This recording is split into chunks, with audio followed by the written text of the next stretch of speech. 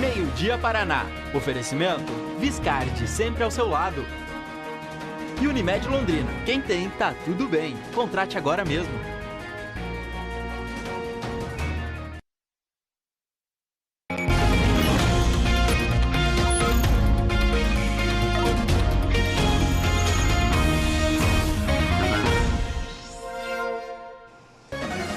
Bom dia, semana começando, que seja leve, produtiva, com muita energia e muita saúde para a gente encarar o que vier pela frente. Estamos juntos com você e hoje vamos trazer um alerta que afeta todos nós. Disparou o índice da infestação da dengue em Londrina. Entramos na zona de risco máximo para a epidemia. A gente vai detalhar os números para vocês, trazer o mapa das regiões mais críticas e saber o que será feito para frear o avanço da doença. Vamos ver o que mais a gente preparou para essa edição?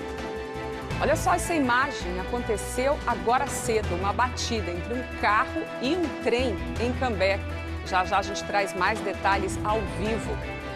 Ao vivo também vamos mostrar como ficou o trânsito com as novas interdições provocadas pelas obras da trincheira da Avenida Leste-Oeste. Está ficando difícil achar uma rota mais tranquila naquela região, né? Mas a gente te fala daqui a pouco das opções para os motoristas. Ainda no trânsito, tem novidades nas investigações sobre o caminhão desgovernado que destruiu dezenas de carros no fim de semana. Detalhes também do incêndio na Gleba Palhano, que levou um prédio inteiro a ser evacuado. Foi uma correria, um desespero para garantir a segurança de moradores que ficaram horas na rua. O quarteirão todo foi interditado.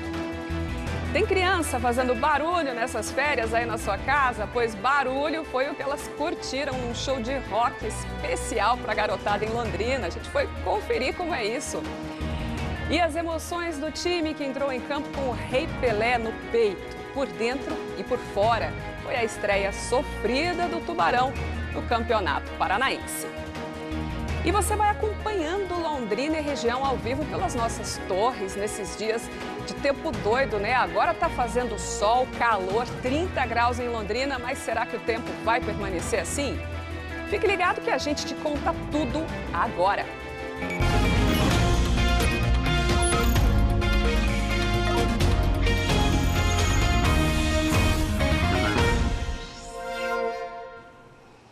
Bom, agora 11h47, a gente já abre essa edição falando do incêndio, né, que movimentou a Gleba Palhano no fim de semana. Eu estive lá, inclusive, deu para perceber a agonia dos moradores. Imagina você estar num fim de tarde de sábado relaxando na tua casa, né, tinha visitas por lá também, e de repente aquela correria, cheiro de fumaça, gente gritando fogo, um susto realmente. Felipe Bacarim também estava comigo no plantão, né, Felipe? A gente acompanhando aí, claro, torcendo para que nada de mais grave acontecesse. Então conta pra gente, Felipe. Bom dia, seja bem-vindo aí ao Meio-Dia Paraná. Conta pra gente como é que ficou depois a situação dos moradores, que a gente viu ali, muita gente na rua, até de toalha, ainda roupa de banho, né? Naquela correria tiveram que sair. Eles puderam voltar para suas casas?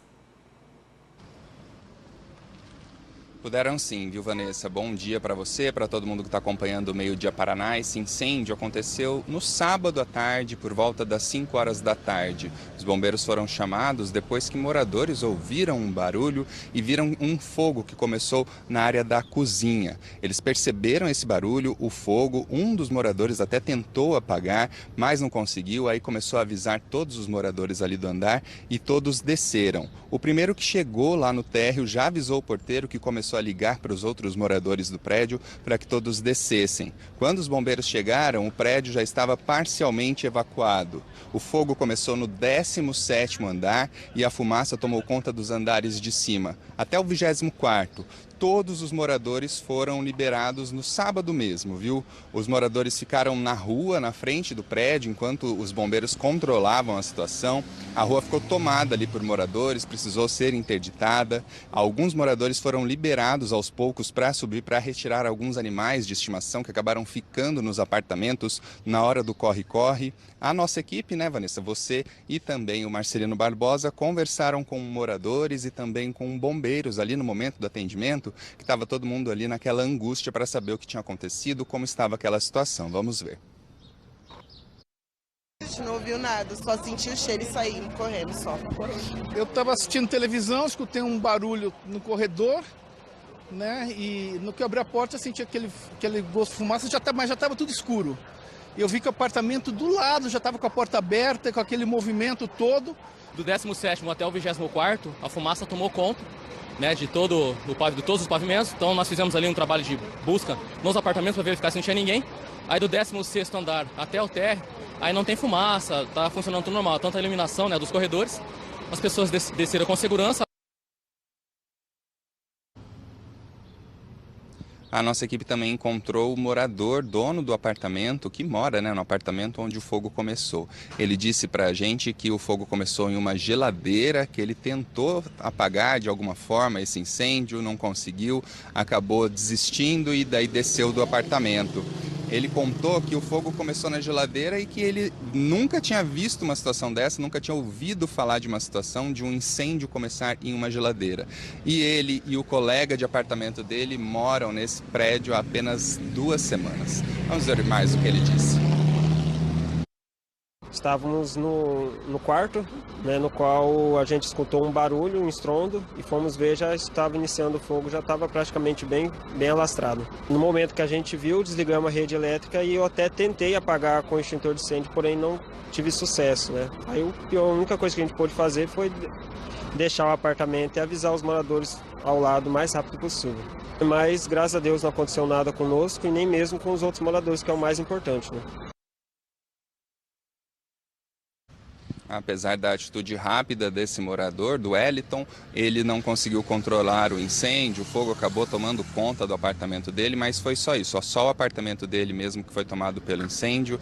No mesmo dia, no sábado, os bombeiros já liberaram os moradores para retornarem para os apartamentos, inclusive o Wellington e o colega de apartamento dele, mas claro, não conseguiram aproveitar muitas coisas porque o apartamento ficou destruído pelas chamas. Vanessa, volto com você. Felizmente, é um caso que não teve nenhuma vítima. E Felipe, a importância também que a gente vê de um prédio que está ali com os equipamentos de segurança, de combate a incêndio, funcionando, né? Dessa vez, pelo menos, tudo funcionou direitinho, segundo os bombeiros. E essa semana também já começou com um susto no trânsito. Um carro foi arrastado por um trem, agora cedo, foi em Cambé, aqui bem pertinho de Londrina. A Mônica Dal está lá ao vivo, né, Mônica? Foi conferir a situação para a gente, está ali já vendo também em volta, né, Mônica? O que você conseguiu apurar sobre esse acidente? Bom dia, bem-vinda também ao Meio Dia Paraná. Obrigada, Vanessa. Bom dia a você, bom dia para todos. Isso porque o local aqui acabou de ser liberado faz pouco tempo que as equipes retiraram o carro que estava aqui bastante destruído. Nós recebemos algumas imagens dos nossos parceiros aqui de Cambé, do portal Cambé, que mostram exatamente os estragos que foram causados por esse acidente que a gente vai explicar agora.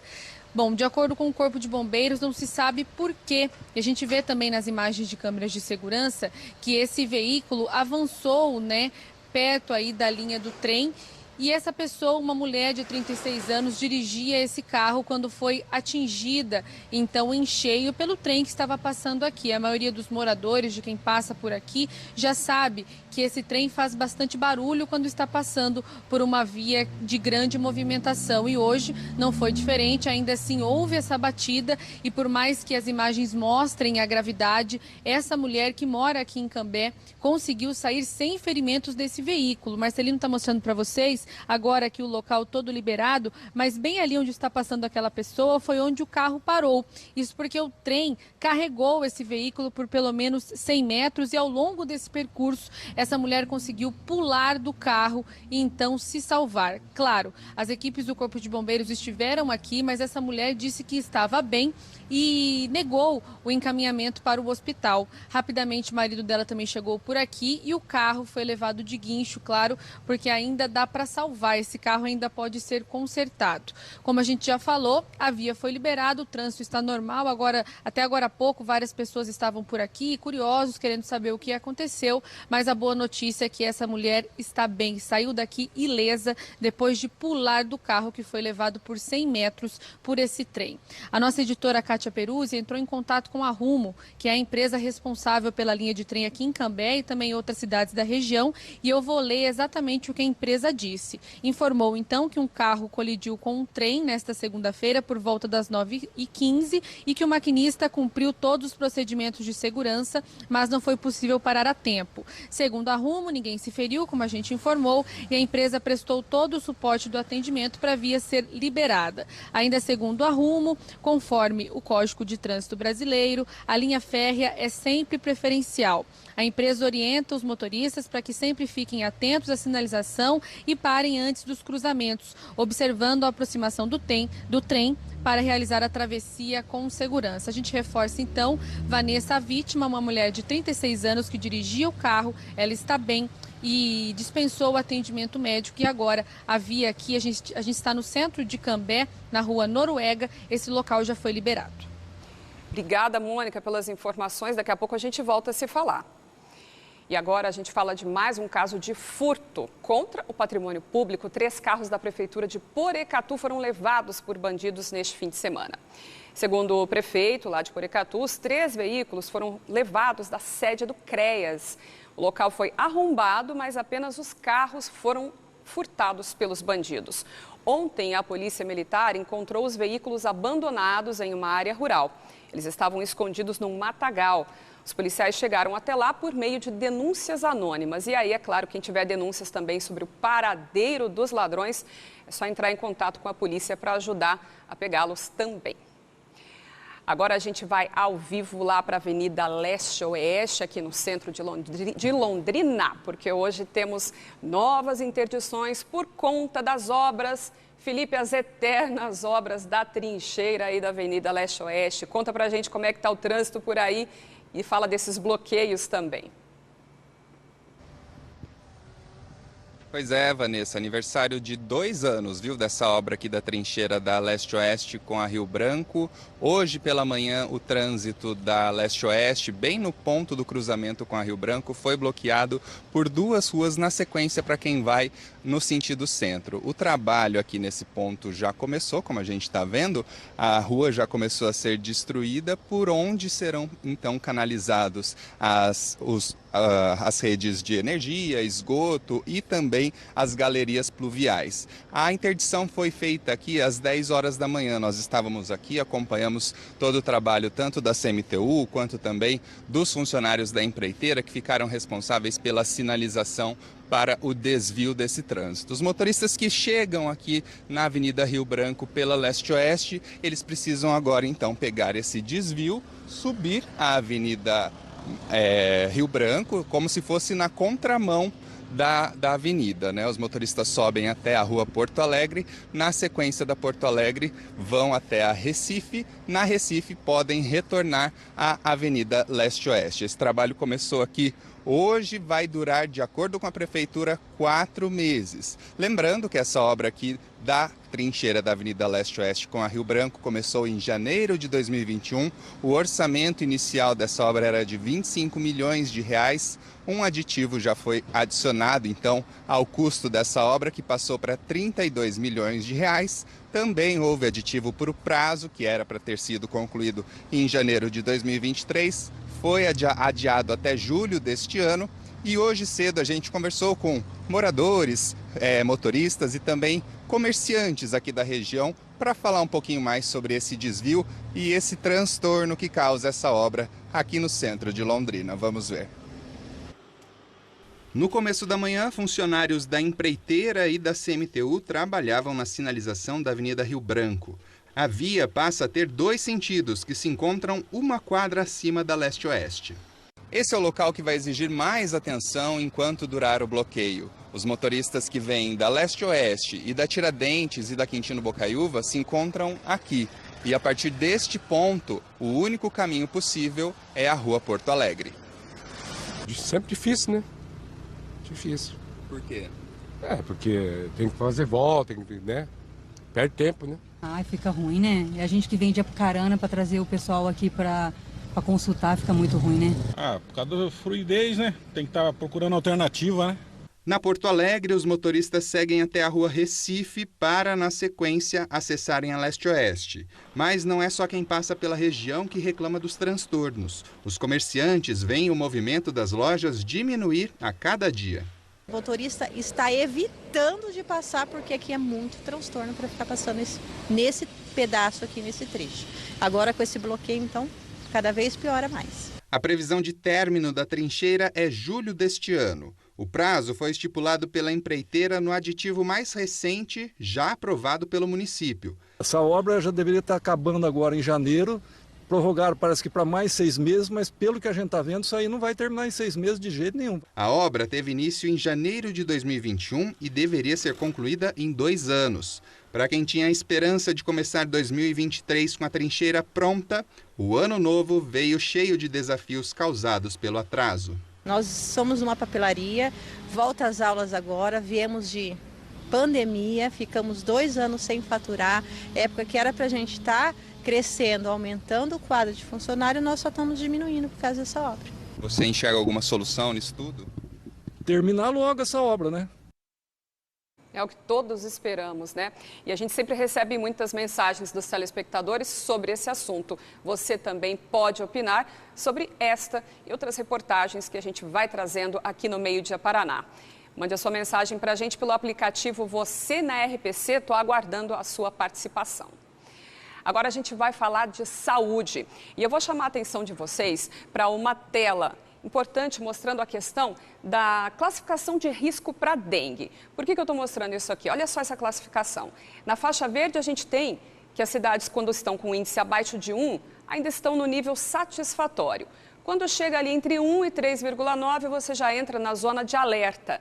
Acima de 3,9, estamos na área de risco. E é nessa faixa vermelha de risco altíssimo para dengue exatamente que a gente está, inclusive já bem acima desses 3,9. Esse é o resultado do LIRA, né, o levantamento rápido de infestação do mosquito da dengue, que foi divulgado hoje. Vou falar com a Mônica, que acompanhou a coletiva, né, em que esses números foram divulgados. Mônica, conta pra gente então como que está o índice na média da cidade e também as regiões mais críticas da cidade, embora a gente sabe que o Aedes aegypti é um mosquito, né? É um vírus, então, que voa, é algo que tem que preocupar todos nós, né? Com certeza, Vanessa. E a gente está numa época muito complicada em relação ao clima, porque a gente vem de alguns meses muito úmidos e agora sofrendo novamente com essa secura, com esse calor intenso. E aí é um ambiente propício para que o Aedes aegypti se prolifere e traga, infelizmente, essa doença horrível. Como você trouxe aí os níveis de alerta, no último LIRA a gente estava em média em 3%. Isso eu falo de Londrina. Agora o nível trazido, então, pela Secretaria Municipal de Saúde é de 5,50%. Isso significa o quê? Que a cada 100 imóveis visitados pelos agentes de endemias, pelo menos 5, quase 6, estavam com algum foco do mosquito da dengue. E isso é muito preocupante, porque 87% dos locais onde esses agentes encontraram os ambientes propícios, como vaso de plantas, aquele pote do animal de estimação, são os quintais. Então, isso é básico, é questão de cuidar do seu quintal para evitar que outras pessoas fiquem doentes. Agora, falando das regiões mais complicadas, né? A gente fala primeiro dos bairros. Todos os bairros têm algum tipo de alerta, mas há aqueles específicos onde a situação é ainda mais crítica. Como, por exemplo, na Zona Sul, alerta para o Santa Joana, no centro, o bairro Castelo, na região oeste, a Vila Hípica, na região leste, o bairro Oriente. A gente chama a atenção para a região norte, né, para a zona norte de Londrina, porque esse é o local em alerta máximo para a prefeitura aqui da nossa cidade. Para a gente diferenciar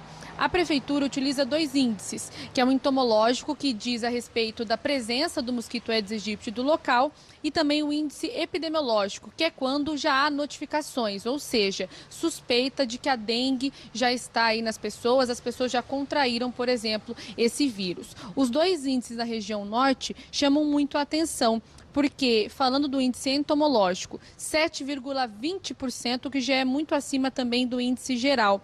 Já a presença, na verdade, já a notificação, os casos que a Prefeitura suspeita de pessoas com dengue, pouco mais de 34%. Então, quem mora na Zona Norte precisa ter um alerta máximo relacionado à dengue, principalmente nessa época. A gente vai ouvir agora o secretário municipal de saúde, Felipe Machado, que trouxe informações sobre as próximas ações para evitar que a situação piore. As ações de campos vão ser intensificadas pelos nossos agentes, em especiais nessas regiões citadas, como vistoria em 100% dos domicílios, também a utilização da bomba costal, que é o veneno, muito semelhante com o que nós utilizamos no fumacê, entretanto, de maneira mais direcionada naqueles locais em que se justifica isso, mas eu volto a dizer, nada dessas ações, elas substituem ou elas têm um impacto tão relevante quanto cada morador, cada cidadão fazer a sua parte. Os dados apontam aí que 87% dos criadores estão dentro dos quintais, em pratos de plantas, bebedouros de água de cachorro, nas calhas, dos telhados, e os outros 13%, cada vez maior esse número, estão dentro das casas, estão intradomicílios.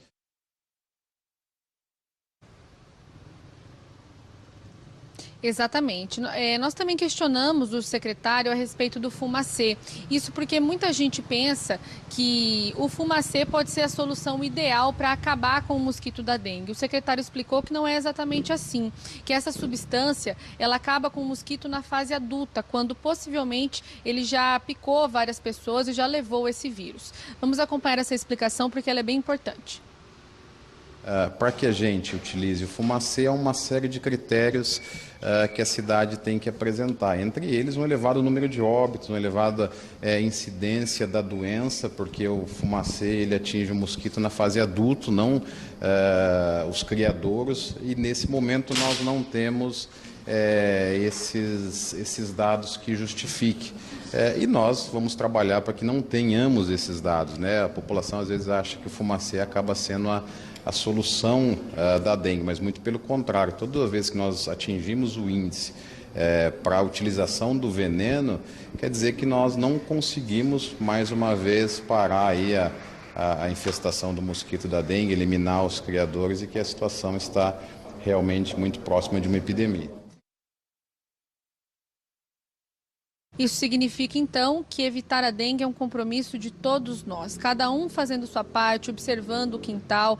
Nós somos até repetitivos ao falar de dengue, mas é muito importante que cada um realmente preste mais atenção à sua volta para evitar que o vizinho, um parente, um ente querido seja acometido por essa doença que é horrível. Agora, trazendo alguns números sobre os casos confirmados de 2022. O Lira também traz esse número até mesmo para criar novas ações para evitar a dengue. No ano passado, foram 3.153 pessoas que pegaram dengue em Londrina. Esse ano, por enquanto, a gente ainda está no início do ano, somente um caso foi confirmado, há também os casos notificados, mas só depois da confirmação é que aí sim a prefeitura traz se essa pessoa está ou não com dengue.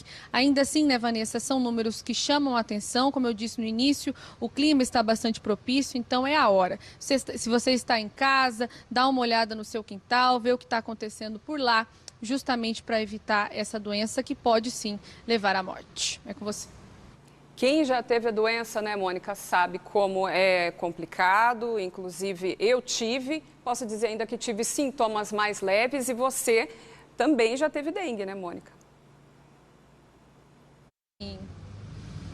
Sim, Vanessa, tive dengue em 2021 E como eu disse, é uma doença horrível. Eu não canso de falar isso porque a sensação é muito ruim. Eu fui internada porque minhas plaquetas caíram demais, né? E é preciso sempre ficar muito atento justamente a isso. A gravidade da doença, ela vem nessa situação. E a gente se assusta muito, porque a gente tem que ficar internado vários dias no hospital naquela expectativa, né, do médico falar, olha, ainda não posso te liberar, você precisa melhorar. Então é uma doença que tem uma recuperação lenta e tudo porque alguém ali deixou de cuidar do quintal e a gente acaba sendo picado por um mosquito que traz tanto transtorno. E não é somente a internação que é difícil, né, Vanessa? Depois tem a recuperação. Eu fiquei ainda uns dias em casa para melhorar, para ter mais forças, porque essa doença, ela verdadeiramente derruba a gente fica muito cansado e preocupado, porque, como eu disse, leva à morte.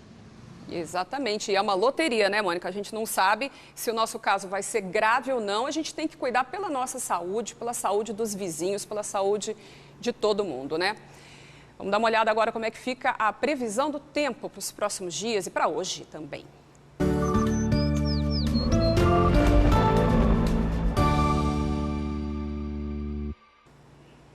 A gente começa com uma imagem do amanhecer em Ribeirão Claro. Aqui na região, as noites já têm sido mais abafadas e pela manhã também já não temos tanto frio como tem sido registrado nos últimos dias.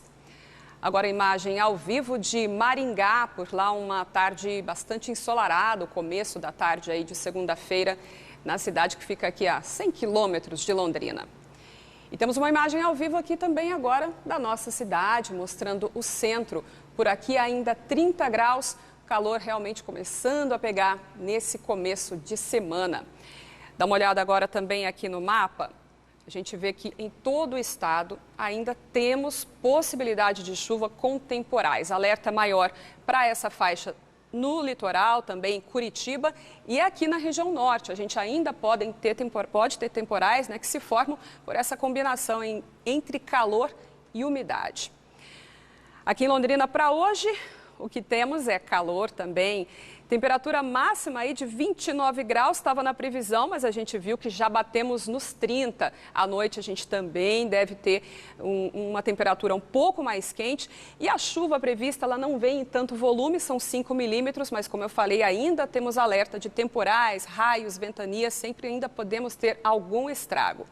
Dá uma olhadinha agora aqui na região, olha ali Congonhinhas com 28 graus de máxima, bastante calor, inclusive lá na região do Norte Pioneiro ontem a gente teve Cornélio com volume de chuva acumulado de 63 milímetros, foi o maior do estado, então é esse calor que está trazendo chuva. Em Açaí a máxima prevista de 29 graus, assim como em Arapongas e Florestópolis com máxima batendo aí também nos 30 graus, assim como a gente já tem aqui em Londrina. Vou fazer uma pergunta para você agora. Gosto musical, será que já se forma na infância? Tem uma galera que acredita nisso e já está iniciando a criançadinha no bom e velho rock and roll. E a julgar por um show que rolou no fim de semana e que a gente foi conferir, a garotada curte mesmo o barulho, viu? Energia. Irreverência. O rock and roll e as crianças têm muito em comum. O encontro dos dois só podia virar hit. Ah, eles adoram, eles adoram. E eles saem daqui querendo curtir rock and roll também. O projeto Rock for Kids viaja ao Brasil levando clássicos do gênero para a garotada. Beatles, Black Sabbath, Guns N' Roses, U2. Neste show em Londrina foi a vez do Queen, para a alegria dessa geração que nasceu quando o inesquecível Freddie Mercury já tinha partido. Eu tenho sim um sonho de ir num show grande, mas às vezes a pessoa não consegue porque o cantor já saiu da banda, já às vezes faleceu, como o Fred. Mas tendo experiências dessa aqui, você se sente como se ele estivesse aqui com você. É só olhar para os acompanhantes para ver de onde vem a influência. São roqueiros querendo formar herdeiros do barulho. Os meus pais são sertanejos e a gente curte um rock, então quando eu vou sair eu levo só ela. Fala assim, eu vou levar ela para um show de rock, aí ela já começa a fazer o sinalzinho. Para não ter perigo de ir para o outro caminho. É, para não ter perigo. A Clara define o seu estilo. Star, rockstar. É ela que escolhe esse estilo já. Escolheu a roupa toda ali. Coloca ela em cima da cama e diz, escolhe qual que você quer levar e qual quer usar. E ela escolhe. Olha, no começo, as crianças podem até vir a esses shows por livre e espontânea imposição dos pais. Mas muitas vão crescendo e descobrem que o rock é mesmo um amor para a vida toda. Aos 8 anos, o Felipe toca guitarra e já tem ideias para sua própria banda. É meio esquisita e muito estranha. Vai ter 2 baterias, 2 guitarras, 2 teclados, 2 baixos, muita coisa doida. Foi educado para o caminho do rock. Eu visto logo você vai estar num show dele. Sim, essa é a ideia. Show para criança também tem que ter pausa para lanchinho, para soninho e, claro, para brincadeira. A banda cuida disso, abre espaço para interação entre uma música e outra. E nessa hora, os genuínos roqueiros se revelam. Banda preferida? Iron Maiden. O show que você está curtindo é do? Sim. E a camisa que você está usando é do? Esse. Aê! Esse é o roqueiro mesmo. Pra gente é super importante, pra classe artística toda, né? Pro músico todo, né? A gente tem que formar a plateia. Isso é uma coisa que a gente precisa muito no nosso país, cultura.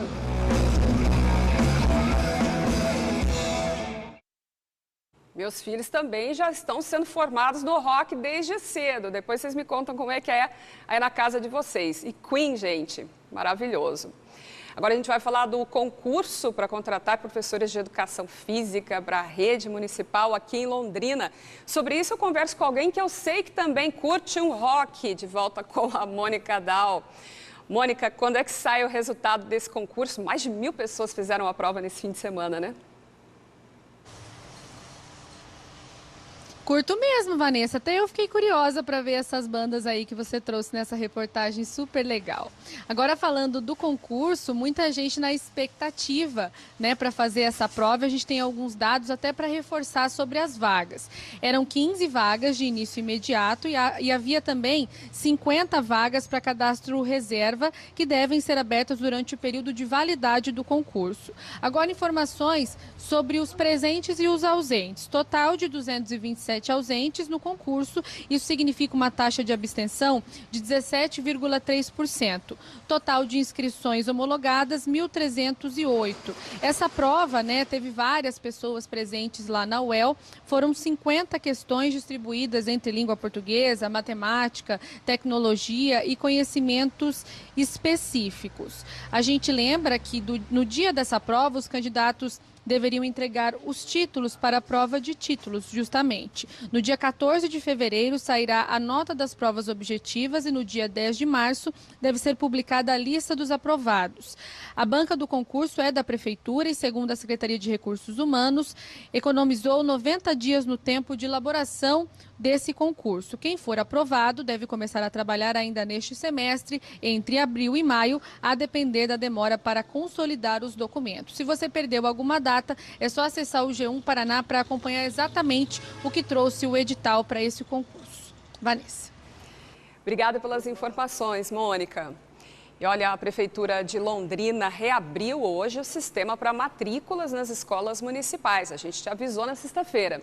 As vagas são para alunos de 4 anos ou mais que vão estudar neste ano do P4 ao 5º ano do ensino fundamental. Nesse momento, será feito apenas um cadastro pelos pais ou responsáveis no site da Prefeitura. E aí, na semana que vem, a partir de segunda-feira, as equipes das escolas vão entrar em contato com os pais para efetivar as matrículas. A gente lembra também que está liberado o cadastro para quem quer concluir os estudos pela educação de jovens e adultos. Segundo a Secretaria de Educação, o município tem capacidade para atender 50 mil alunos nas escolas municipais e tem matriculados hoje 46 mil. Então, são 4 mil vagas aí ainda disponíveis.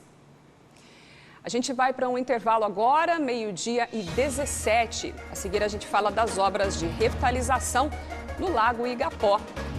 Também temos as notícias sobre o Leque, que estreou nesse fim de semana no Paranaense, um jogo sofrido e também cheio de emoções. Olha aí a camisa que eles vestiram, homenagem ao Rei Pelé. Imagem ao vivo de Londrina, o céu está bem bonito por enquanto, né? Azul, salpicado aí de nuvens. Daqui a pouco a gente traz informações do tempo também para os próximos dias. Vamos para o intervalo, a gente volta já já.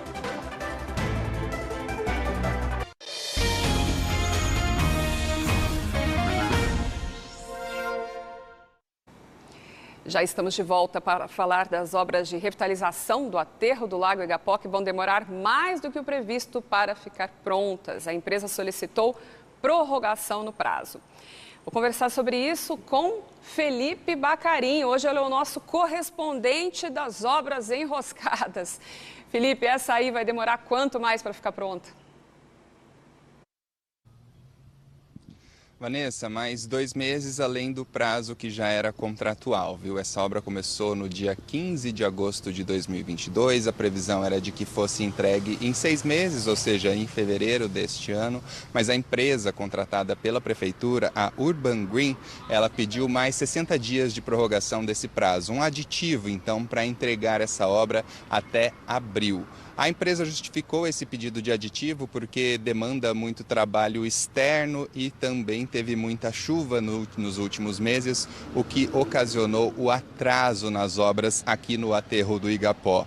O trabalho, como eu disse, começou em agosto e inclui uma reforma ampla por todo o aterro, construindo calçadas com acessibilidade, como essa aqui, onde a gente está agora, que termina um pouco antes do córrego que tem aqui do lado do aterro. Outro assunto que a gente mostrou muitas vezes aqui também no Meio-Dia Paraná foram alagamentos aqui nesta região. Então, a terra fica muito molhada, também acaba atrasando um pouco o trabalho neste local onde os trabalhadores fazem essa nova calçada para pedestres. Do lado da rua, né, como a gente vai ver na sequência, está sendo construída a ciclovia, que vai ser separada do trânsito de veículos com uma floreira, como já acontece no Lago Igapó 2, que já tem a floreira, fica a ciclovia separada dos veículos. Também serão instalados LED, já tem alguns postes de iluminação novos que estão colocados aqui, onde vai ficar a pista de caminhada. Esses postes ainda estão até com plástico na base, mostrando realmente que estão recém-colocados. Também vão ser colocados tachões para separar também os ciclistas, os pedestres dos veículos. Além disso, substituir as pontes de madeiras por pontes de alvenaria e também instalação de parquinhos e novos brinquedos para crianças. É uma obra que está muita gente esperando, né, Vanessa? Porque o aterro aqui do Igapó é um local muito frequentado, principalmente aos finais de semana e também nos feriados. E, por enquanto, quem quiser ver essa obra concluída vai ter que esperar, sentado.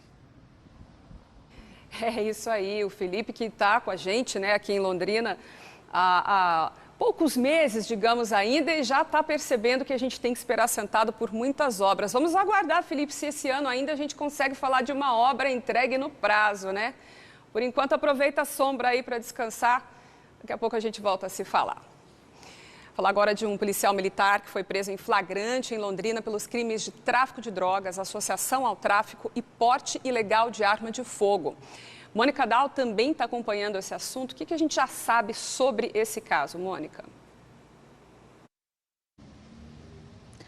Pois é, Vanessa, as informações que a gente tem são do GAECO, o grupo especializado do Ministério Público. Esse policial, ele atuou por quase 13 anos aqui em Londrina, principalmente na área coberta pelo 30º Batalhão. Ele foi identificado como Ederson Aparecido Dias e no dia do flagrante ele estava de folga. De acordo com as investigações do GAECO, ele é suspeito de cometer crimes de tráfico de drogas e com a ajuda de um drone, as equipes da Polícia Militar do 5º Batalhão e também do Ministério Público conseguiram identificar exatamente tudo o que aconteceu. Quando ele foi detido, esse soldado recebia dinheiro em espécie e uma arma de fogo irregular de outro homem. A polícia também encontrou cocaína e crack na casa dessa mesma pessoa que entregou o dinheiro ao policial.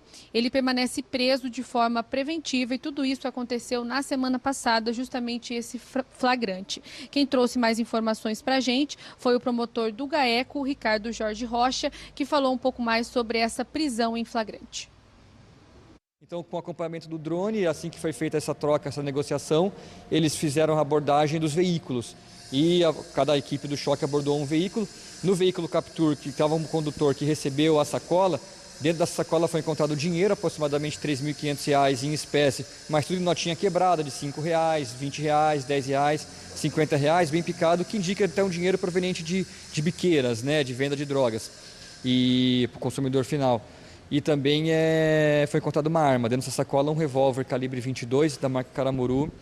E então essa pessoa já foi presa, né, em flagrante ali. Os dois já estavam em momento, né, de flagrante por porte ilegal de arma de fogo. E o veículo que chamou a atenção dos policiais é que no momento da abordagem da captura, o condutor era um policial militar. Bom, a gente ouviu aí um trecho da entrevista, então, do Ricardo, que é delegado do GAECO aqui em Londrina, o doutor Ricardo. Nós também conversamos com o doutor Leandro Antunes, que trouxe mais informações dessa investigação que dura um pouco mais tempo. Isso porque a gente lembra que em dezembro do ano passado, também equipes da Polícia Militar e do GAECO encontraram drogas no armário de um policial militar aqui de Londrina e agora eles tentam traçar aí, na verdade, uma ligação entre essas investigações para saber se tem a ver também com esse soldado que foi preso na semana passada. A gente vai ouvir agora, então, o doutor Leandro Antunes. Veja, a maior apreensão de drogas feita pelo GAECO de Londrina no ano de 2022 foi justamente dentro da Rotan do 30º Batalhão. Isso nos chama atenção, foram encontradas armas, uma grande quantidade de drogas, balança de precisão, e isso deve ser esclarecido. E claro que essa autuação em flagrante vem ao encontro dessa outra apreensão. Então, esses fatos vão ser investigados de forma paralela, de forma conjunta, e o interesse do GAECO é desvendar quais são os policiais ali no 30º que estão eventualmente cometendo crimes que eles deveriam, inclusive, coibir. Hoje, ao longo da manhã, a gente tentou uma entrevista com o 30º Batalhão, não conseguimos, mas eles enviaram uma nota que eu vou ler aqui para vocês. Sobre a prisão, então, do soldado Ederson Aparecido Dias, que era da Rotan do 30º Batalhão, o mesmo está sendo transferido para Piraquara, para o 29º Batalhão. Ele foi autuado em flagrante na data do dia 11 de janeiro pelos crimes de tráfico de drogas, associação para o tráfico e porte ilegal de arma de fogo, e que tudo será apurado na forma da lei. Ainda segundo o 30º Batalhão, as ações se deram com a participação do choque do 5º Batalhão e do Serviço Reservado da Polícia Militar e que todas as ações foram acompanhadas por oficiais do 30º Batalhão. Nossa produção também tentou contato com os advogados desse soldado da Polícia Militar, mas até agora, Vanessa, não tivemos nenhum retorno. É com você. Obrigada por mais essas informações, Mônica. Mudar de assunto agora, falar do pessoal lá da região oeste do estado que já está se movimentando, preparando a rede hoteleira para um dos maiores eventos rurais do estado, o Show Rural de Cascavel. Ainda falta um pouquinho, vai ser entre os dias 6 e 10 de fevereiro, mas quem não reservou hotel por lá vai ter dificuldade para encontrar leitos disponíveis. Quem não se organizou ficou sem estadia. Os hotéis de Cascavel já estão lotados para o período do Show Rural. A maioria esgotou a lotação já nos últimos meses do ano passado. Para não correr riscos, muitas empresas já costumam fechar negócio antecipadamente. A hora que acaba esse Show Rural, por exemplo, esse acaba dia 10, ali no dia 12, 13, já começa a vir os e-mails falando, reserva os mesmos apartamentos, a quantidade e tal, e faz uma pré-reserva que lá pelo meio do ano, agosto, ali no máximo setembro, elas acabam sendo confirmadas ou não. Nesse hotel, 62 quartos estão lotados. O dono já abriu contratação temporária para dar conta da correria que fica nos dias de feira. Aliás, essa correria se espalha pela região também. Sem opções em Cascavel, o público movimenta hotéis de cidades próximas. Acaba que num raio aí de 100 quilômetros, digamos, acredito que no máximo, aí um pouco mais, um pouco menos, todos os hotéis dessa região acabam tendo um reflexo muito positivo, com certeza, até porque é fácil acesso, né? A estrada é boa, a região é uma região boa, rica, e o agro fez isso e faz com que ela consiga absorver e até ajudar, né? Porque por mais que as pessoas às vezes ficam em outras cidades, elas acabam também consumindo aqui dentro, não só em hotel, né? Um levantamento da Câmara de Turismo do Conselho de Desenvolvimento Sustentável de Cascavel mostra que a cidade tem cerca de 4.500 leitos de hotel, o que não é suficiente. Como a rede hoteleira não dá conta do movimento nesses dias, muita gente vê o período como oportunidade para ganhar dinheiro oferecendo estadias de casas ou quartos. Todo esse cenário acelerou o projeto de turismo rural nessa propriedade de Cascavel. Um caminho em meio à mata recepciona o visitante, um viveiro de animais e uma cabana cercada de verde. Quarto com vista para mata, banheiro, sala e copa. O projeto foi antecipado para poder atender ao público que está em busca de acomodação próxima à feira. Além disso, a família está adaptando um barracão como alojamento para até 12 pessoas e uma suíte para até 6 hóspedes. A ideia é oferecer estadia aliada a uma experiência rural. 400 metros quadrados, as camas disponíveis com um banheiro privativo e temos uma suíte também mais exclusiva com um lugar para até 6 pessoas. Então poderemos acomodar aí quase 25 pessoas. O espaço deve ficar pronto nos próximos dias. Foi anunciado numa rede social e as mensagens não param de chegar. Eu fiz uma postagem somente na internet e eu não estou conseguindo responder o direct de tanta gente perguntando. Já tem gente contando os dias também para a Expo Londrina, mas essa vai demorar um pouquinho mais. Vai ser realizada entre os dias 6 e 16 de abril. Essa será a 61ª edição da Expo Londrina, aliás. Por enquanto, a grade de shows e valores dos ingressos ainda não foi divulgada, mas assim que sair, claro, você vai ver todas as informações aqui. 12h31, chamar a participação dos nossos telespectadores, comentando as reportagens que a gente já trouxe até agora. O Luiz falando aí da matéria, que inclusive fui conferir lá da criançada curtindo o show de rock, metal na alma até o fim, é uma honra para Londrina. Muito bacana, né, Luiz? Tinha um menininho lá de 8 anos, já disse que a banda preferida dele é Sepultura, vai vendo. Rogério Augusto, lindo de ver o rock sendo apresentado para as novas gerações. Viva o rock! Viva mesmo, Rogério, que a gente tenha também outros gêneros, né? Outras opções aí para a criançada, principalmente nessas férias, né? Tem mais uma mensagem aqui também. Olha o Marcos Antônio da Silva, os constantes atrasos nas obras públicas em Londrina já podem virar série no Globoplay. É rir para não chorar, né, Marco Antônio? A gente já falou hoje da revitalização do Igapó e também da obra que já virou novela, série, enfim, ali da trincheira da Leste-Oeste. Vamos falar do Londrina Esporte Clube agora, porque o Leque deu a largada da temporada do Campeonato Paranaense ontem no Estádio do Café, num jogo cheio de emoções dentro e fora de campo. A estreia do Londrina foi cercada de emoções do início ao fim. O Tubarão entrou em campo com uma bela homenagem para Pelé. Jogadores, comissão técnica e diretoria usaram uma camisa trazendo a imagem do rei do futebol comemorando um gol. O técnico Edinho, filho do Pelé, não segurou as lágrimas no minuto de silêncio. Fiz toda a força do mundo, mordi a língua ali para tentar não chorar, mas assim, é muito gratificante. É uma honra, é assim, infinita, né? Eu poder ser a forma de canalizar toda essa energia para ele e ela ter que passar por mim hoje. Então, é uma mistura de muita dor, né, muita tristeza e muita gratidão, muito orgulho. Em campo, Londrina teve que controlar a ansiedade do primeiro jogo e saiu atrás no placar. O Elison, nessa cobrança de falta, fez o gol do Azures no primeiro tempo. O Tubarão insistiu e trouxe alívio para o torcedor nos últimos minutos. Garratti, nesse chute digno de camisa 10, deixou tudo igual no placar. Um empate com sabor de vitória. Fazer esse gol pro Rei, porque se não fosse ele, não existia a camisa 10, né?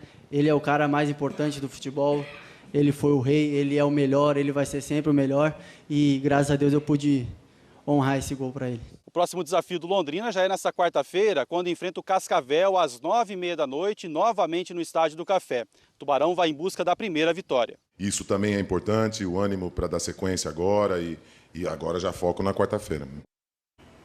E o Tubarão também é um dos destaques do Globo Esporte, que começa colado no Meio-Dia Paraná.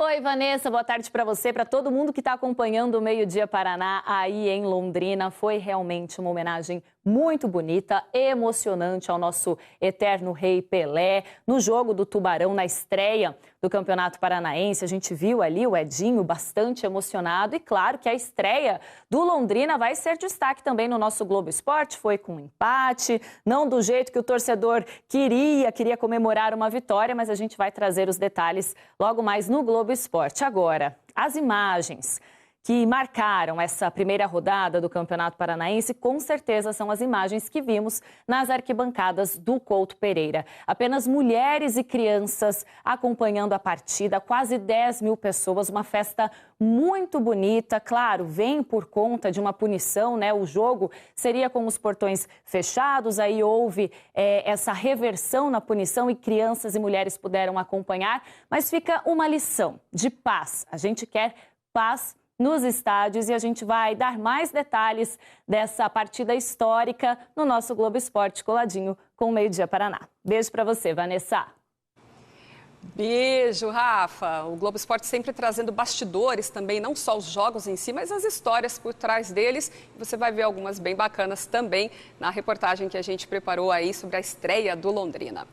Agora um convite para você. Você conhece bem o litoral do Paraná? Conhece aquelas partes mais escondidas dele? O Meio Dia Paraná vai te levar agora por um passeio por uma dessas partes menos conhecidas das nossas praias. A equipe da minha xará, Vanessa Romor, foi conhecer a Ilha das Palmas, uma praia deserta, afundosa aqui no Paraná, mas esse ainda não conhecia. Nosso estado ainda pode nos surpreender, tem lugares lindos para a gente conhecer. Já anota aí na sua agenda, de repente, para as próximas férias. Eu gosto de praia deserta, gosto assim, mas como o pessoal falou, tem que manter tudo limpinho, manter a praia bonita como ela está hoje, né?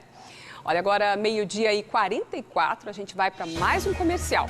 A seguir, a gente traz informações sobre a votação do projeto em Ibiporã para aumento de salários para vários cargos públicos na Câmara e também no Executivo. Ainda informações sobre um acidente aqui na região que terminou com morte, ali na região de Rancho Alegre. E ainda falando de trânsito, acidentes, tem as investigações sobre aquele caminhão desgovernado que destruiu dezenas de veículos no fim de semana. Imagem ao vivo aqui da nossa cidade, onde está esquentando um pouco mais, já faz 31 graus aqui em Londrina.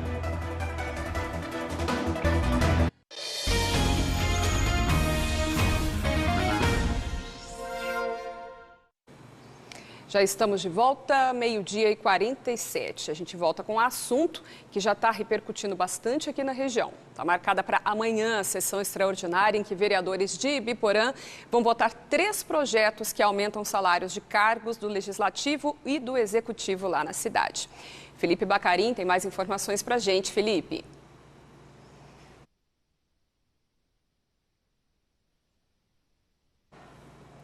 A gente está tendo um probleminha com o áudio do Felipe. Daqui a pouco a gente volta aí com mais informações. Agora a gente fala, então, sobre aquelas novidades, né, na investigação. Anunciamos agora há pouco no intervalo sobre a série de acidentes que acabaram sendo provocados por um caminhão no sábado. Hoje, o caminhoneiro responsável pelas batidas conversou pela primeira vez com a imprensa. Hoje de manhã, Nilson Pedro dos Santos, que está preso na Delegacia de Delitos de Trânsito, foi escoltado pela polícia para a audiência de custódia. Ele admitiu que usou drogas e disse que se arrepende. Disse que tinha 2 rapazes em cima do caminhão lá e ali pela carga horária a gente já tinha usado algumas substâncias. Você usou o quê? Tinha tomado a rebite. Você estava trabalhando há quantos dias já? Já tinha uns 3 dias mais ou menos. Sim. Mas eu peço perdão para todas as famílias que estejam envolvidas ali e eles não sabem que isso é uma doença crônica que existe no mundo do caminhoneiro. Pela manhã, 2 pessoas prestaram depoimento na Dedetran, uma vítima e uma testemunha. Daí nesse momento eu liguei a sirene, que eu estava de viatura, e percorri ele até chegar na República Argentina. Na República Argentina, daí eu não pude passar porque daí ele jogou um carro na canaleta, né? Mas entre esse caminho, eu vi o sinaleiro fechado ali próximo ao tubo da Santa Quitéria. Ele jogou na calçada e mesmo assim chegou a pegar alguns carros. E continuou. O meu objetivo era o quê? Através da sirene alertar os carros que estavam à frente dele. Eu pensei que ele ia me matar, sinceramente. E o caminhão dele não tinha nem mais farol, porque quando ele me acertou já estava quebrado os farol. Então ele já tinha acertado gente atrás de mim. E eu estava em Campo Largo, quilômetro 9. Não veio buzinando, não buzinou nada. Parecia que estava sem freio, totalmente. E embalado. O delegado Edgar Santana, responsável pela investigação, disse que novas testemunhas ainda serão ouvidas. Precisamos realizar o estiva de mais algumas testemunhas que estão sendo realizadas, inclusive, na data de hoje. Aguardamos também outras vítimas, outras possíveis vítimas, que caso tenham sofrido lesões corporais, pode comparecer até a nossa unidade policial para registrar o devido boletim de ocorrência ou na unidade policial da sua cidade. E também precisamos aguardar os laudos periciais. No sábado, Nilson prestou depoimento para a delegada Vanessa Alice, que estava de plantão. Ele disse que não viu os carros em que bateu. Quando eu passei pelo motorista, que o motorista falou que tinha gente em cima do caminhão, foi quando eu comecei a fazer as manobras. Em momento nenhum eu pensei de fazer, de causar mal para os outros. E quando você percebeu que bateu em algum veículo, você não pensou em parar para ver se aquela vítima estava machucada ou não, Nilson? Olha, eu vou falar para você assim, que eu não... Assim, eu sentia, mas eu não via. Você não via os veículos colididos? Sim. Entendi. Porque a gabine do caminhão é alta. Se você entrar dentro do caminhão, você vai ver a altura da gabine. Esse foi um acidente que ganhou uma extensa cobertura, né, da RPC, aí vem ganhando desde sábado, porque envolveu muitos veículos, muita gente, por pouco não terminou numa tragédia maior. Nossas equipes também prepararam mais um material, relembrando mais sobre como foi esse acidente na capital aí no sábado. Acabou de passar um caminhão derrubando as caixas do nosso lado, cara. Meu Deus do céu. Sábado, 7h30 da manhã. Um caminhão em alta velocidade, desgovernado, passa na BR-376 em Ponta Grossa e derrama na pista a carga de engradado de garrafas vazias de cerveja. A Thaísa viu isso de perto e chamou a Polícia Rodoviária Federal. E já falei, quilômetro 545, um caminhão sentido Ponta Grossa, Curitiba, fazendo zigue-zague na pista. Parece uma folha de papel, o caminhão virando e ele está tombando caixas de cerveja da Heineken. Provavelmente ele saiu da Heineken e tá sem freio. Alguma coisa assim, rápida que eu falei, mas falei bem preciso. Mas o caminhão não parou. Na estrada, o veículo provocou 6 acidentes, entrou em Curitiba e bateu em mais 12 carros. O motorista chegou a andar na contramão, na canaleta exclusiva para ônibus, e arrastou carros na rua. Por sorte, ninguém ficou ferido com gravidade. E a gente só sentiu quando ele bateu no traseiro do carro. E daí eu perguntei o que foi isso, daí não deu tempo. Ele puxou o carro e o carro rodopiou, bateu no pneu dele, rodopiou de novo porque ele já estava indo embora, aí rodopiou de novo e a gente capotou. Mas ele não diminuiu a velocidade na hora que ele bateu e foi embora. O caminhão só parou 140 quilômetros depois, na cidade industrial de Curitiba, quando já não funcionava mais. A carreta ficou destruída e toda a carga caiu pelo caminho. O motorista, Nilson Pedro dos Santos, de 35 anos, foi preso em flagrante pela Polícia Militar. Ele foi submetido ao teste do bafômetro, que apontou que ele havia bebido antes de dirigir. Segundo os policiais, no momento da prisão, Nilson estava alterado. Já na delegacia, o motorista confirmou que bebeu e usou drogas. Ele foi submetido a exames no Instituto Médico Legal. Nilson responde a outros 4 processos. 3 estão em segredo de justiça. Há 2 anos, a Polícia Militar foi apurar uma denúncia de que um homem, cunhado de Nilson, estaria armado. Segundo o boletim de ocorrência, na abordagem, Nilson empurrou os policiais e os chamou de bandidos e porcos. Ele foi preso e depois denunciado pelo Ministério Público do Paraná por desacato e resistência. Em nota, a empresa Rododrive, responsável pela carga, disse que o indesejável acontecimento foi provocado por prestador de serviço terceirizado, utilizando o veículo contratado de terceiro. Disse ainda que já instaurou sindicância para apurar os fatos. A RR Log, empresa dona do caminhão, disse em nota que repudia a conduta do motorista. Informou que o motorista chegou na sexta-feira, às 7h30 da noite, em Ponta Grossa, que era o destino dele, para fazer a descarga na manhã de sábado.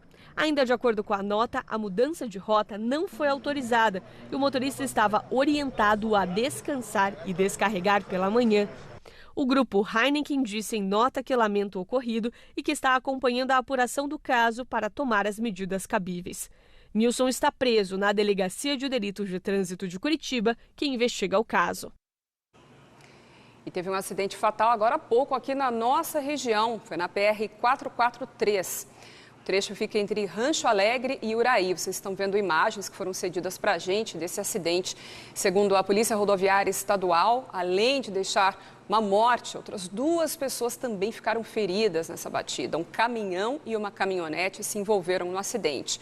Policiais ainda estão atendendo essa ocorrência, então, lá na PR-443. Infelizmente, mais um acidente bastante grave aqui na nossa região. Agora a gente volta a falar, então, sobre a sessão extraordinária que já está marcada para amanhã, em que vereadores de Ibiporã vão votar aqueles projetos para aumentar salários de vários cargos. Felipe Bacarim, restabelecendo a comunicação aqui com a gente. Diga lá, Felipe.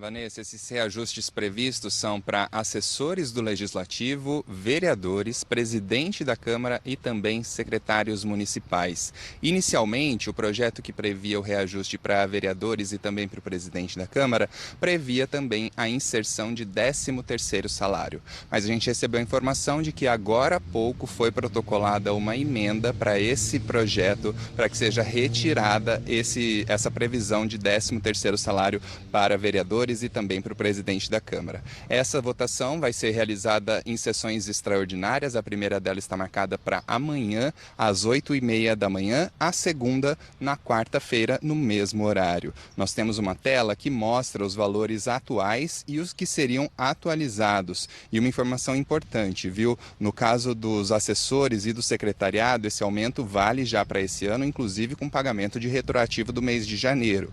Já os salários dos vereadores e presidente da Câmara valem apenas para a próxima legislatura, ou seja, no ano de 2025.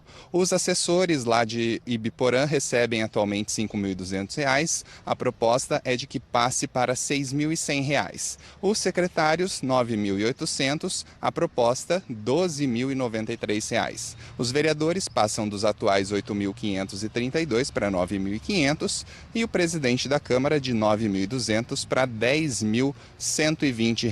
A Câmara disse que, como justificativa, não houve reajuste para os vereadores nos últimos anos, mas também não explicou qual foi a base de cálculo para justificar esse aumento. Afirmou apenas que foi uma média em relação ao teto do salário e uma projeção da inflação. Para o secretariado, a justificativa afirmada pela Câmara é de que os salários dos secretários estão defasados e que a Prefeitura não está encontrando pessoas capacitadas para assumirem as secretarias municipais. Inclusive, a Agricultura e o Meio Ambiente estão vazias e um dos secretários está acumulando 3 secretarias hoje. A Prefeitura não mandou um retorno para a gente, nem respondeu nossas tentativas de contato. O projeto inicialmente foi elaborado pela Prefeitura, pedindo o reajuste, o aumento de salário do secretário. A gente teve um probleminha aí de novo no link, né? A comunicação com a gente é pela internet, mas foi dado o recado, né? E amanhã, claro, a gente vai acompanhar essa votação, depois a gente traz para vocês esse resultado que é bastante esperado, não só por quem mora em Ibiporã, né? Mas por quem acompanha essas votações de projetos que acabam tendo repercussão também em outras cidades. Falar agora de um caso que a gente tem acompanhado aqui no Meio-Dia Paraná, né? O principal suspeito de ter matado o diretor de uma escola em Guaravera se apresentou neste fim de semana na central de flagrantes. Ele está preso, mas não foi interrogado ainda. Paulo Bartolomeu foi encontrado morto no dia 28 de dezembro do ano passado. Antes da morte, a vítima participou de uma festa organizada em uma área de lazer que pertencia a ele. Segundo a Polícia Civil, o assassino era um dos convidados e 2 irmãos são apontados como principais suspeitos. Diretor da Escola Estadual de Guaravera, havia 16 anos, o servidor público foi assassinado com golpes de faca e o corpo, com mãos e pés amarrados, foi localizado em um córrego de Lerroville. Horas depois, a polícia encontrou o carro de Paulo pegando fogo e confirmou na época que foi uma tentativa de despistar possíveis investigações. Mudar de assunto agora, viajar um pouquinho mais aqui no Meio-Dia Paraná, porque em Foz do Iguaçu a abertura de uma das calhas do vertedouro de Itaipu foi um espetáculo à parte para quem visitou a usina. Foi um fim de semana cheio de turistas na Itaipu. Alguns não sabiam que o vertedouro estava aberto, como essa família do Rio Grande do Norte. É um batismo aqui da nossa viagem, né? Sacramentando aqui o acolhimento aqui nessa terra tão linda e bacana. Já essa família de Foz do Iguaçu decidiu turistar no fim de semana só para ver esse espetáculo. É muito legal, é muito emocionante, né? A gente poder vir, ver aqui, toda vez é uma emoção diferente. Apenas para Laura foi uma experiência nova. Já tinha visto aberto? Não, só hoje mesmo. E o que você achou? Bem lindo, bem lindo. O espetáculo é raro. Desde outubro de 2021, o vertedouro não era aberto. Por isso, até funcionários da Itaipu, que estão por aqui todos os dias, tiraram um tempinho para vir. A gente está aproveitando a folga do trabalho para vir contemplar aqui essa maravilha no nosso quintal aqui de casa, do trabalho, né? Porque é meio raro essa abertura, então a gente aproveitou o momento para vir em família e passear. Já tinham visto? Sim, já tínhamos visto. Não é a primeira vez? Não. Mas sempre vale a pena? Sim, sempre, sempre. Cada vez que abre parece que é diferente, parece que é novo, né? As comportas de uma das 3 calhas do vertedouro da usina de Itaipu abriram às 6 da manhã de sábado. Até o ônibus panorâmico fica pequeno diante dessa grandiosidade. Esse espetáculo é resultado de uma série de eventos que acontecem longe daqui, principalmente as chuvas na região sudeste do país. Elas enchem rios que são afluentes do Rio Paraná, que forma o reservatório da hidrelétrica. Vertedouros abertos em outras usinas, que estão acima da Itaipu, também fazem com que essas comportas tenham que ser abertas. A montante da Itaipu são mais de 50 usinas hidrelétricas que se regularizam essa vazão que está chegando aqui, que pode causar alguma influência na afluência regularizada da usina. Por causa das chuvas acima da média, os reservatórios do Sistema Integrado Nacional já superaram em 60% o armazenamento do mês, de acordo com o Ministério de Minas e Energia. Itaipu é a última de uma sequência de usinas. É onde vem parar a água também escoada em outros vertedouros. Chuvas na região de São Paulo, Minas Gerais e Goiás, onde estão principalmente os rios Rio Grande, Rio Paranaíba, Rio Tietê, Rio Paranapanema, que todos aportam água no Rio Paraná, onde está situado a Itaipu. O vertedouro foi aberto com 1.400 metros cúbicos por segundo para controlar o nível do reservatório e assim manter a segurança da barragem. Ainda de acordo com o operador nacional do sistema, temperaturas mais amenas em janeiro nas capitais do Sudeste, Centro-Oeste e do Sul reduziram a demanda por energia. Em Itaipu, das 20 unidades geradoras, 4 estão paradas por falta de demanda.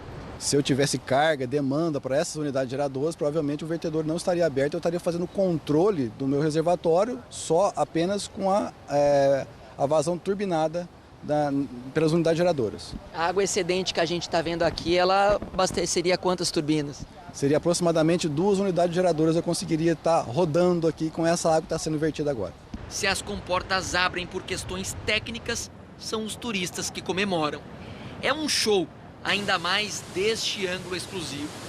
A água que cai sobe de volta após bater nas pedras tamanha força e cria uma espécie de garoa. Presente para o bando de garças, que parece coreografar voo, que é um banho de água e de beleza nessa paisagem. Lindo, de verdade. Água purificada, parece, né? Muito lindo, amemos.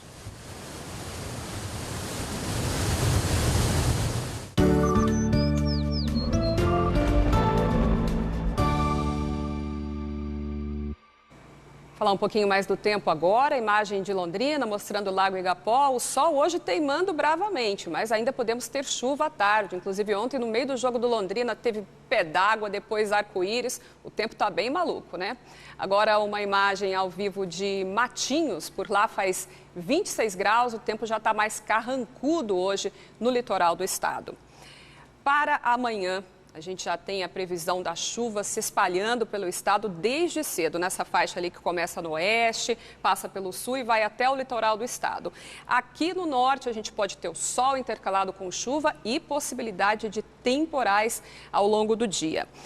Previsão aqui para a nossa região, né, Cornélio, que eu falei que choveu bastante ontem também, pode voltar a chover amanhã, 20 milímetros, mesma quantidade prevista aí para Jacarezinho e Santo Antônio da Platina, Apucarana também com essa possibilidade de chuva e calor, variando máximas entre 27 e 28 graus nessas cidades que a gente destacou. Aqui para Londrina a gente vê que essa semana de novo deve ser de bastante chuva, com possibilidade de temporais aqui na nossa cidade. Olha só, de terça a quinta, muita chuva ainda no radar e calor. 30 graus na quarta, esfria pouco, né? Nem dá para chamar de esfriar, chega a 29 na quinta-feira. Provavelmente é o que a gente deve ter aí também para os próximos dias. Deixa eu ver se dá tempo de ler rapidinho uma participação. A Ileia falando que o Felipe e o Augusto ficaram muito felizes de terem aparecido no Meio-Dia Paraná curtindo um rock. Que legal, Ileia. As crianças ali que a gente teve o prazer de mostrar curtindo um show cover do Queen especial para a criançada, né? E claro, a gente vai mostrar outros shows depois também aí no Meio-Dia Paraná, que tem espaço para todo mundo, para todos os gostos. Aqui a gente é democrático. Nós vamos ficando por aqui. Amanhã a gente volta com mais notícias. Aproveite bem a sua segunda-feira, esse início de semana. Obrigada pela sua companhia. Até amanhã. Meio-dia Paraná. Oferecimento Viscardi, sempre ao seu lado. E Unimed Londrina. Quem tem, tá tudo bem. Contrate agora mesmo.